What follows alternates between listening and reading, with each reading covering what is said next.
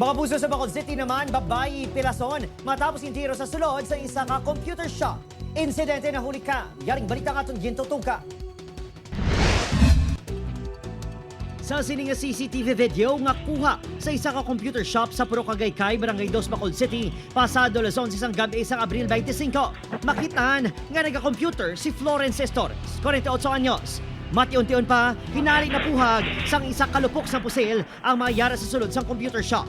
Si Florence, madasig man nga nagtindog. Ulihi na sang nadiparahan sini kag sing 11 partner nga may igo ini sa tiyan.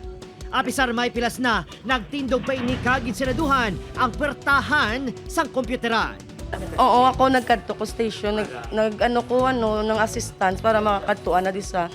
Kaya nag-911 ko, 1158 mo. Wala nakuhaan sang CCTV ang suspect bangod wala ini nagsulod sa computer shop. Pila sa tiyan ang naagom sa biktima nga padayon pa nga ginabulong sa ospital. Ginapatihan, kalibre 38 nga pusil ang gingamit sang suspect. May person of interest sa kapulisan sa krimen. Isa sa mga anggulo sunod sa kapulisan ang pagpangutang sang biktima.